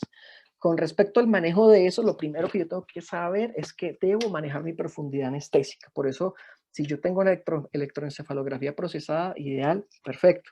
Pero siempre debo garantizar una buena profundidad anestésica y analgésica de mi paciente. Y posteriormente pensar en el vasodilatador de acción corta que debe estar preparado, ya montado con el paciente en la bomba de infusión porque se va a necesitar sí o sí. Y las de primera línea o de elección son los moduladores de óxido nítrico. Tenemos el nitroprusiato, que es un vasodilatador tanto venoso y arterial, que puede afectar tanto la pre y la postcarga, y las dosis van de 0,25 a 5 microgramos kilo minuto. Tener en cuenta pues que infusiones posteriores a 72 horas existen pues la intoxicación por tiocianatos, pero eso no, pues prácticamente en el intraoperatorio nosotros no nos va a tocar, sino que hay que tenerlo en cuenta pues sobre todo en manejo UCI. La nitroglicerina tiende a ser un vasodilatador más venoso que arterial, tiene más efecto en la precarga, es menos efectivo realmente porque produce fenómenos de taquifilaxia, es decir, que necesita dosis más altas cada vez, pero también se puede utilizar como a dosis de 0,25 a 5 microgramos kilo minuto. Con respecto a la hipertensión, también se pueden utilizar estrategias antagonistas adrenérgicos, como los alfa-antagonistas, en este caso reportado para enterar la fentolamina, que es un alfa-1 selectivo. Tiene un inicio de acción muy rápido y una vida media corta.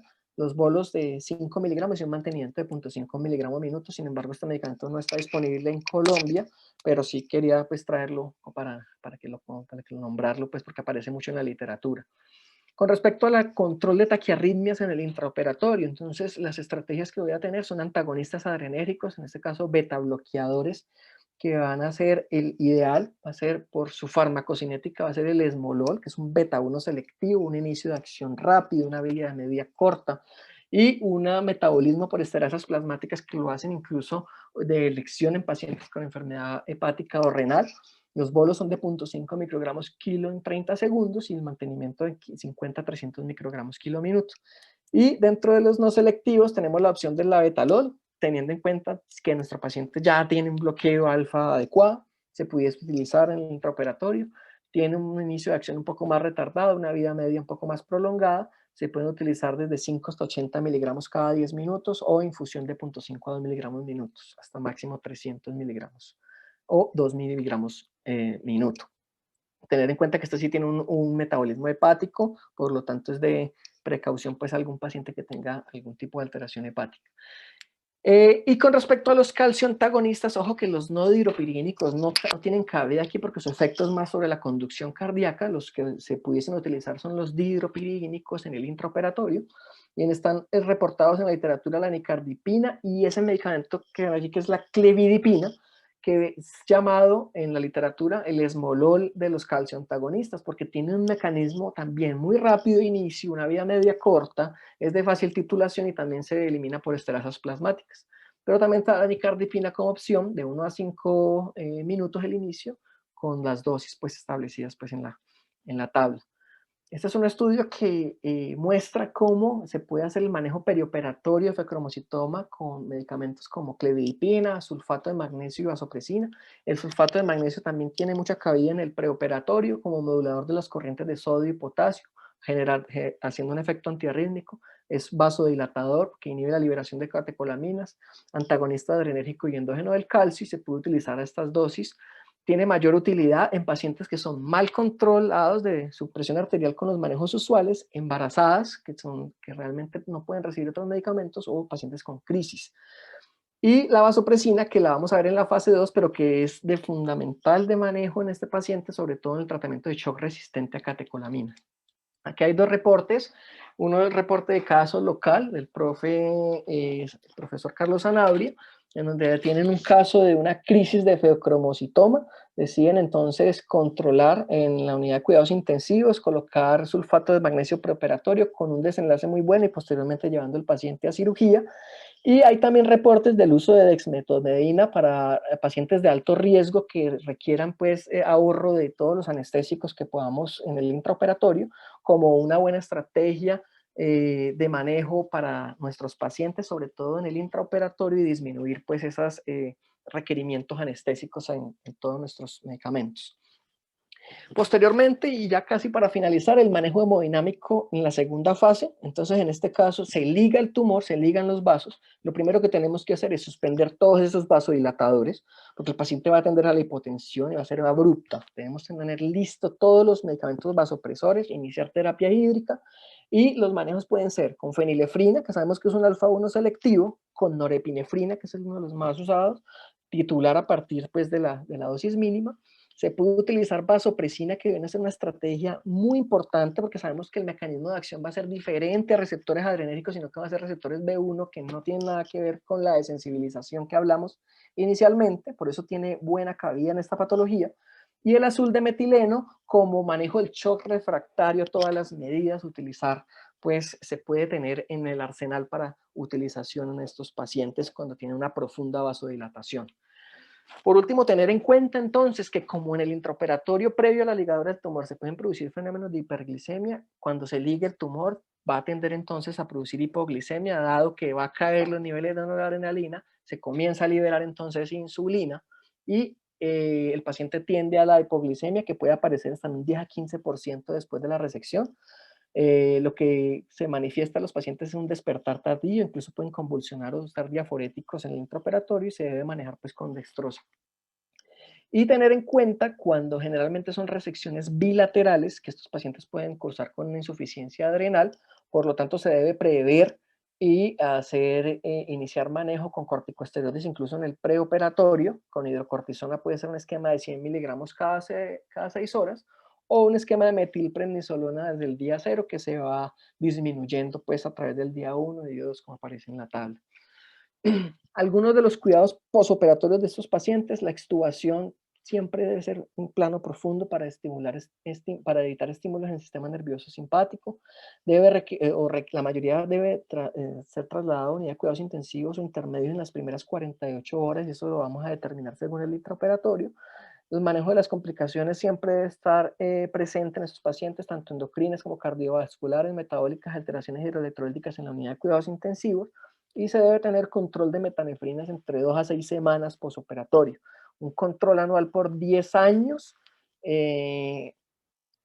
tomándolo cada año para mirar, porque tiene una tasa de recurrencia entre el 14 a 30% de estos pacientes.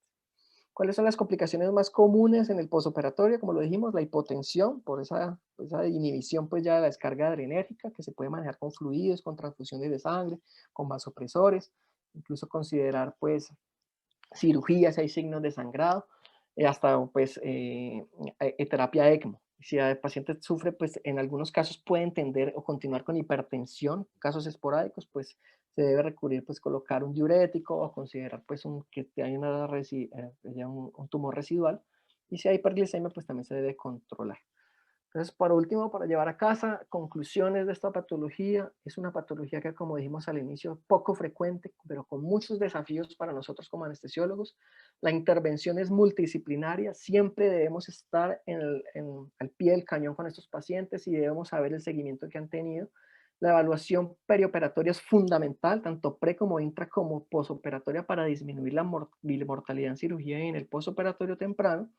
Todos deben recibir preparación, incluso los asintomáticos. Se debe tener siempre todos los insumos necesarios en el intraoperatorio, listos, colgados, empacados, diluidos, y debe haber una comunicación constante con el cirujano para prever cambios en el intraoperatorio y realizar ajustes tempranamente respectivos a nuestro paciente. Muchas gracias a todos por su atención.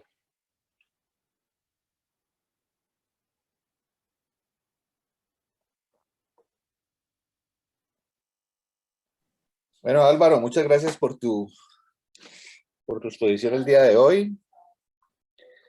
Un update del manejo de preoperatorio del feocromocitoma. No sé si los tutores vayan a dar sus aportes. Veo al doctor Vargas. Voy a darte el micrófono.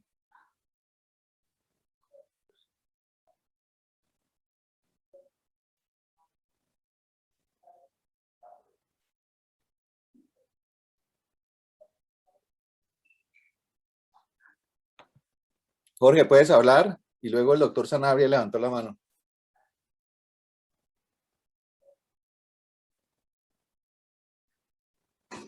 ¿Sí, aló? Sí, Jorge, se te oye. Es que también estuve en cirugía, estoy un poquito embolatado, pero estuve pendiente pues de la charla. Pues felicitaciones a Álvaro, realmente estuvo muy completo, es un tema bastante extenso. Es muy difícil de recordar todo este tema por lo poco frecuente que es. Yo he estado presente en una sola cirugía de feocromocitoma y conocí de otra de un compañero. Recalcando de nuevo las conclusiones que dijo Álvaro, que son muy importantes. La preparación es fundamental y en la preparación el anestesiólogo tiene que tener un papel muy importante. Es muy frecuente que el internista sea el único que maneje este paciente en el operatorio y solamente se dan bloqueadores alfa. Así es la terapia inicial. Pero llevar un paciente sin beta bloquearse después del bloqueo alfa también aumenta mucho la mortalidad y las complicaciones cardiovasculares si el paciente llega con una taquicardia no controlada al procedimiento quirúrgico.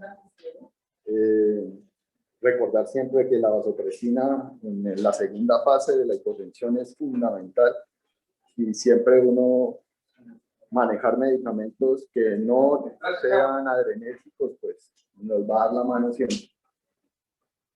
Yo creo que una parte muy importante también es recordar el paciente sin diagnóstico, que yo creo que es como el caso más peligroso de todos. Cuando uno va a una cirugía muy diferente a un feocromocitoma, en el que no se conoce que el paciente tenga ese diagnóstico por una clínica paroxística y poco frecuente de esta patología. Y que usted se enfrente a una crisis de feocromocitoma intraoperatorio. Eso es algo muy difícil de manejar, muy difícil de hacer el diagnóstico en agudo.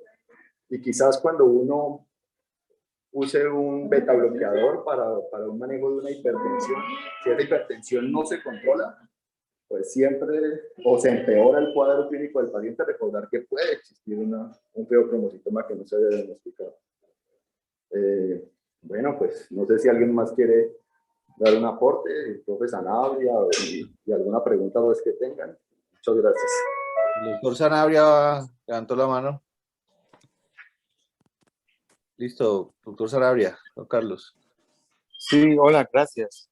La exposición estuvo muy buena. Yo estuve en un lugar que era centro de referencia en manejo de feocromocitoma y tuvimos bastantes casos. Yo creo que una de las cosas importantes es que no olvidemos que podemos hacer una monitoría antes del catéter de Swan-Ganz con un catéter central y de pronto las herramientas que nos dan otras plataformas como del Hemosfero o el catéter Precept o el catéter de Vigileo o alguna cosa similar que tengamos nosotros, porque como dijo el doctor, el catéter de Swan-Ganz pues es muy exagerado para una patología de estas y de pronto produce más daño que beneficio. Pero no tenerlo con catéter central avanzado también es una deficiencia en la monitoría. También estoy de acuerdo con que la monitoría con el eco transesofágico es fundamental. Nunca usábamos catéter peridural porque la crisis tan severa de hiperadrenérgica después de que sacan el tumor queda a ser un paciente muy hipotenso. Entonces es pasar del cielo a la tierra y pasar del cielo a la tierra con un catéter epidural es tener un paciente supremamente vasodilatado y realmente muy difícil de levantar la presión. Entonces es mejor todas las herramientas que el doctor dijo allí a nivel endovenoso, emplearlas todas, pero no meterse con un catéter epidural porque realmente la situación se puede volver incontrolable. Y él también habló del sulfato de magnesio. Realmente es una herramienta muy fácil, muy barata, muy cómoda de usar desde el preoperatorio hasta el intraoperatorio para poder bajar la presión arterial y poder bajar la cardiopatía. Allí él nombró unos medicamentos que realmente sí tenemos, como es el nitroprusiato y nitroglicerina, pero también la mayoría de las indicaciones farmacológicas no las tenemos en Colombia, como la fentonamina, la doxazoxina. Entonces, pues, vale la pena coger lo que tenemos nosotros, que es el nitroprusiato, la nitroglicerina y el sulfato de magnesio. Y en la otra etapa, cuando ya hayan sacado el tumor, como dice el expositor, la vasopresina, nosotros usábamos dobutamina o norepinefrina, realmente lo que se tenga en la mano. Pero realmente es una patología muy crítica, pasando del cielo a la tierra, entonces hay que manejarla con mucha prevención y no usar catéter epidural. Eso es lo que quería contar. Gracias, Carlos. Sergio, ¿puedes hablar, Sergio? Hola, profe, ¿me escuchan? Sí, sí, se te escucha bien. Ok, bueno, lo primero, felicitar a Álvaro pues, por la conferencia. La verdad, aborda todos los aspectos que uno quiere tener presentes a la hora de tener un paciente de estos tan complejo. Tenía al igual que el doctor Zanabria, pues puntualizar algo del catéter peridural. Yo pienso que sería ideal en los pacientes en los cuales los grupos de cirugía todavía no tienen una experiencia muy alta en la laparoscopia y existe riesgo de que toque hacer laparotomía o lumbotomía, pues si fuera el caso, para el manejo postquirúrgico, pero estoy de acuerdo en que en el intraoperatorio no se requiere y no se debería utilizar por allí, digamos, ese tipo de catéter. Lo otro, el CIES me parece indispensable hoy en día tener una monitoría del gasto cardíaco, ¿de acuerdo? Porque no solo es que hagan crisis adrenérgicas y hagan crisis hipertensivas, sino que el reto también es el manejo de fluidos intraoperatorio, teniendo en cuenta que son pacientes que tienen ya con un corazón probablemente estructuralmente afectado, con una disfunción diastólica, con una hipovolemia relativa, entonces tal vez es complejo el manejo de líquidos allí y la monitoría del gasto con ecocardiografía o con monitoría mínimamente invasiva, pues sería lo ideal asociado a la línea arterial. Y lo que le quería preguntar a Álvaro era con respecto al reporte de caso que mencionó al inicio, sobre el caso que refiere de un tumor adrenal que desarrolló una crisis hipertensiva. Mi pregunta es, ¿ese paciente no se estudió, a ese paciente no se le descartó el feocromocitoma o se estudió y no se encontró? O como un poquito más allá de ese caso, porque me parece interesante, digamos, si algún día nos llega un paciente con un tumor adrenal en quien no se diagnosticó un feocromocitoma, por ejemplo, y viene con un manejo antihipertensivo, entonces deberíamos cambiarle ese manejo e iniciarle paroxetina, por ejemplo, sería una duda que tengo en ese caso. Para Álvaro, pues allí para complementar un poquito.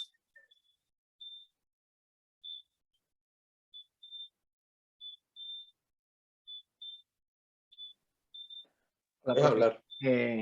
No, profe, realmente, y me llamó mucho la atención, por eso lo traje a colación, porque al encontrar a esa masa suprarrenal, pues lo más frecuente es que se deba estudiar, ya como lo dijimos en los estudios, dicen que una de las formas de sospechar un feocromocitoma es que se encuentra incluso una masa suprarrenal. En ese reporte ellos manifiestan que no, que van simplemente a la resección y que después de que el paciente entra a cirugía es que decide, con los cambios hemodinámicos que se describieron, deciden hacer biopsia y posteriormente diagnosticar en un segundo tiempo y llevarlo pues a cirugía de segundo tiempo.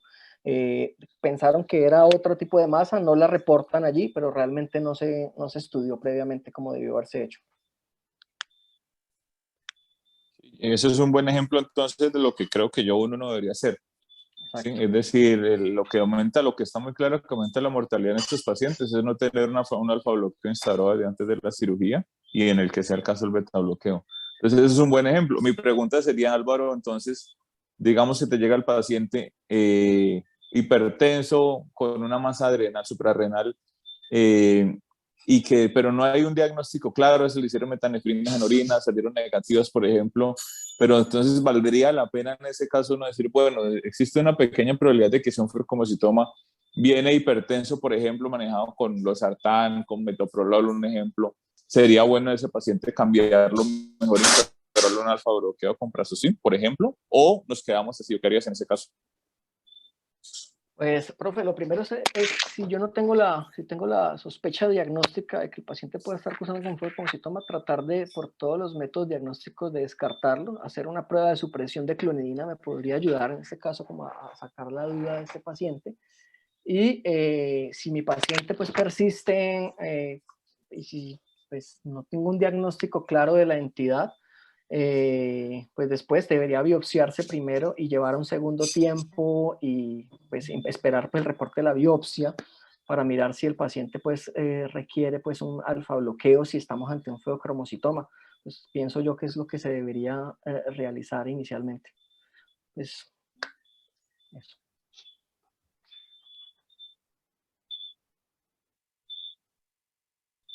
Vale, perfecto. Esa era la pregunta que te tenía.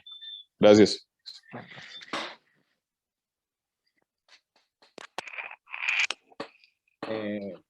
Germán Castillo. Listo, Germán. Listo, Mauricio. Hola, buenas noches a todos. Me uno pues a la felicitación. Excelente conferencia, Álvaro. Se nota pues el progreso y toda la evolución que se ha tenido en estos 3 años de residencia. Muy interesante todo el abordaje como realizó de la conferencia, cómo el tema lo desarrolló desde la parte pues conceptual hasta la preoperatoria, intraoperatoria y posquirúrgica. Entonces se nota que ya domina pues mucho más fácil pues la presentación y las conferencias. Entonces se nota pues el estilo y la formación que se han tenido. Y pues un ejemplo es que acabamos antes de las 9 de la noche y eso es un gran resultado. Me uno también a lo del peridural. Yo nada más he tenido también un feocromocitoma en mi exposición. Fue en la residencia y pues también cometimos ese error porque en su momento hace ya unos cuantos años no teníamos como ese conocimiento como un poco más estructurado y pensando en que los cirujanos iban a convertir, porque eran cirujanos pediatras, entonces nos fuimos con el peridural. Entonces ahora pues ya conociendo el tema, viendo las series de casos que han mencionado y el desarrollo que se mencionó hoy, pues es completamente pues, de pensar muy bien antes de colocar un peridural. Me uno también y pues los residentes han visto que pues tengo cierta predilección por el sulfato de magnesio. Es un elemento muy económico, muy barato y pues con una seguridad relativa. Pues vemos cómo se usa en gran cantidad en las preclánticas, en cesárea, en embarazo y toda esta parte. Y aquí se muestra una utilidad para ello. Por eso las dosis que mencionan allí me parecen que son adecuadas, irlas obviamente titulando con los valores que uno tiene allí de presión arterial y si hay una monitoría pues, del gasto cardíaco mucho mejor. Entonces, nuevamente Álvaro, felicitaciones. Muy bueno el tema que se presentó. Gracias, profe. Doctor Francisco Lenis.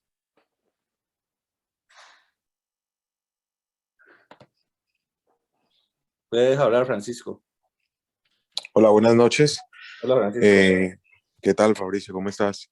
Bien. Gracias. Bueno, lo primero, felicitar a Álvaro. Realmente es una muy buena presentación. Creo que es de las mejores que he tenido la oportunidad de escuchar en el grupo.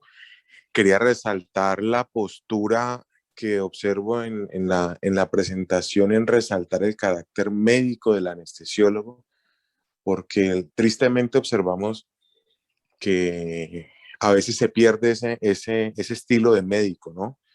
Que a veces nos limitamos a lo que diga el internista o a lo que hayan dicho los médicos tratantes y nosotros tenemos que hacernos partícipes del proceso, de toda la parte perioperatoria, entender qué es lo que está ocurriendo y me parece que la presentación va acorde a ese énfasis. También resaltar lo que menciona Álvaro, de la monitoría.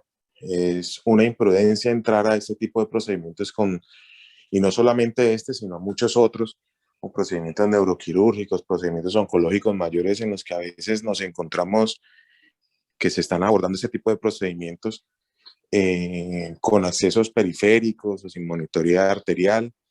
Entonces, este tipo de procedimientos siempre deben ir acompañados de una monitoría invasiva.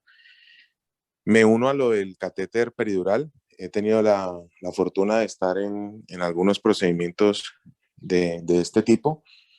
Y en las ocasiones en que lo llegamos a colocar, que fue también empezando en los primeros casitos en los que tuve la opción en la residencia, colocamos el catéter, pero orientado al manejo del dolor postoperatorio, o sea, nunca lo activamos.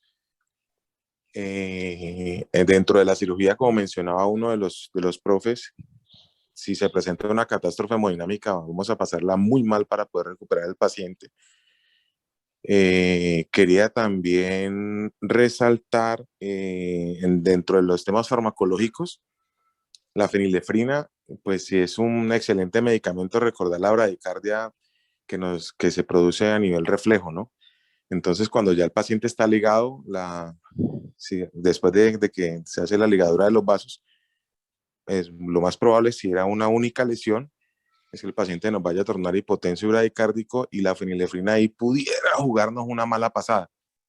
Entonces simplemente quería recordar ese puntico. Álvaro, para felicitarlo en serio, qué gran presentación la que hizo y un tema sumamente interesante. Muchas gracias. Gracias, doctor. Sí, importante lo que dice Francisco, la medicina perioperatoria. Eso cada vez es una habilidad que es parte del anestesiólogo. De hecho, uno ya lo ve, ¿no? Cuando a veces hay recomendaciones por parte de otros grupos y no se tiene en cuenta al anestesiólogo, y uno a la hora de abordar el paciente en el quirófano ve algunos errores. Hoy tuvimos un caso en relación a anticoagulación, en relación a eso, que no se manejó como lo normal la guía de la Sociedad Americana de Regional, la ASR. Definitivamente el conocimiento tiene que ser en relación a toda la patología del paciente, medicina del perioperatorio. Y estos pacientes definitivamente tienen que ir con monitoreo hemodinámico, como lo han dicho.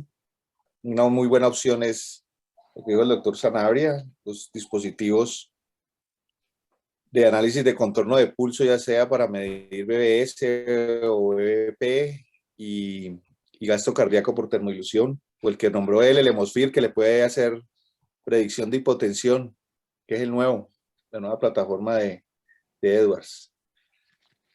Para felicitarte, Álvaro, es ya tu última revisión, ya es parte del grupo de residentes que terminaron.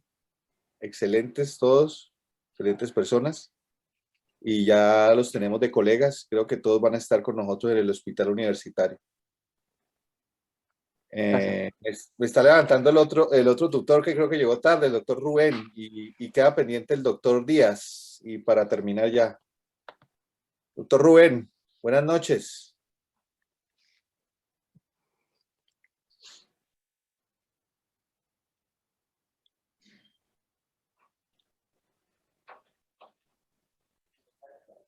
Creo que el doctor Rubén se volvió a salir. Bueno, entonces vamos al doctor Díaz. Vladimir, ¿puedes hablar? Buenas noches a todo el auditorio. Felicidades, doctor Álvaro. Una presentación muy organizada, un excelente enfoque desde el preoperatorio hasta el postoperatorio, haciendo énfasis en las cosas puntuales que debemos manejar.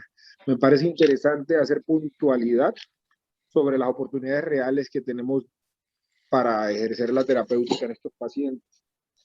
Oportunidades reales de manejo tanto para la hipertensión, que es la que se espera en la fase 1, antes de ligar las venas efluentes del tumor, que sería a la mano en todas las instituciones. Nitroglicerina, sabemos que su presentación es de 200 microgramos por mililitro, y podemos suministrar bolos rápidos de 100 o 200 microgramos antes de iniciar la perfusión de 0.5 a 5 microgramos por kilo minuto.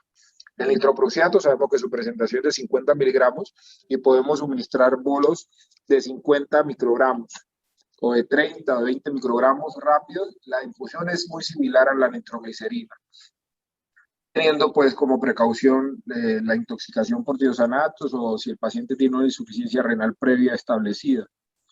El sulfato de magnesio para episodios de hipertensión refractaria, suministrando bolos de 2 a 4 gramos de sulfato de magnesio, que son como tips rápidos para poder ejercer el manejo de estos pacientes. En esa misma fase no utilizar, en el caso de algún episodio de hipertensión o de hipotensión, perdón, efedrina o etilefrina, que es lo que tenemos a la mano. Ya sabemos que es un alfa agonista y beta alfa, un agonista no selectivo, ¿listo? Y puede desencadenar episodios de hipertensión incontrolables. Adicionalmente, estos pacientes pueden presentar arritmias, para cuyo caso pueden ser taquicardias supraventriculares que pueden ser controladas con amiodarona, sobre todo si tienen una falla cardíaca establecida. Adicionalmente pueden presentar ectopias ventriculares, como presentó la paciente en el caso inicial, recordar la lidocaína, manejar bolos de 1 a 2 miligramos por kilo. También recordar que en el posoperatorio podemos tener el 50% de estos pacientes van a permanecer hipertensos después de la resección del tumor, así que no siempre la fase 2 es como se pinta. Y hasta un 70% de esos pacientes, 10 días después, vuelven a recuperar cifras tensionales normales. Entonces, tener en cuenta eso, de manejar con pinzas, sobre todo el uso de vasodilatadores en estos pacientes. ¿Listo? Porque por el contrario, no suspenderlos de forma abrupta de la primera fase a la segunda fase, sino evaluar la tendencia en el comportamiento de las cifras tensionales. Y sobre la insuficiencia suprarrenal, hay protocolos donde se dice que se puede suministrar hidrocortisona para tratar de prevenir los 100 miligramos durante la inducción, y en el caso de que se sospeche, utilizar las 100 miligramos cada 8 horas como manejo o terapéutica de esta patología. Listo, felicitar nuevamente al doctor Álvaro y desearle en buena hora un buen desenlace profesional, ya que el doctor Fabricio dice que lo vamos a tener como un compañero, pues bienvenido al grupo. Gracias, profe. Listo, y para terminar, Rubén, ya te abrí el micrófono, Rubén. Gracias, profe. Muy buena noche a todos nuevamente, ¿no? Primero, pues me uno a las palabras de todos. Álvaro, pues lo hemos conocido durante estos 3 años y es una excelente manera de haber terminado su residencia. Yo quería preguntarle 2 cosas. Pues, una, como estos pacientes se tornan tan, pues tienen una acción simpática tan alta, que están con una vasoconstricción tan severa inicialmente, hasta incluso, le decía que los 2 casos que habíamos tenido, fue difícil canalizar la vena, la arteria, para tomarle la línea. Entonces, no sé si habrá leído acerca del uso de nitroglicerina periarterial antes de canalizar la vena. Y 2, preguntarle sobre los casos si alcanzó a leer de radiofrecuencia como ablación del feocromocitoma o como embolización previa al acto quirúrgico, para tratar de que el estímulo que se va a realizar cuando toca la masa, todo el feocromocitoma, como ya se encuentra embolizado, pues no va a tener repercusión hemodinámica. Entonces, no sé si alcanzaste a leer algo de eso. Hola, profe. Sí, profe, realmente los reportes de embolización previa a la resección tumoral existen, sobre todo en tumores que son de difícil resecabilidad, que son grandes y que son metastásicos. Es lo que encontré con respecto a la embolización. Evidentemente, hacerla antes de la resección, si pudiese mejorar el desenlace intraoperatorio con menores eventos de hipertensión intraoperatoria, que es lo que se espera pues antes de resecarlo. Sí está escrito en la literatura. Y con respecto a la utilización de vasodilatador periarterial, también hay descripción de que se puede utilizar, ya que esos pacientes tienen esa descarga adrenérgica, son unas vasoconstricciones venosas bastante marcadas y son de difícil acceso para cogerles venita, pues. Sí, señor.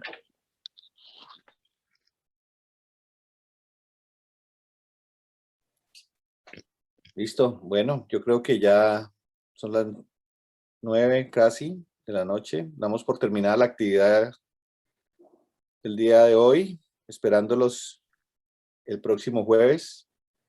Nuevamente, Álvaro, muchas felicidades a ti y a tus compañeros y nos estaremos viendo. No olvidar firmar la asistencia. Que estén muy bien, buenas noches.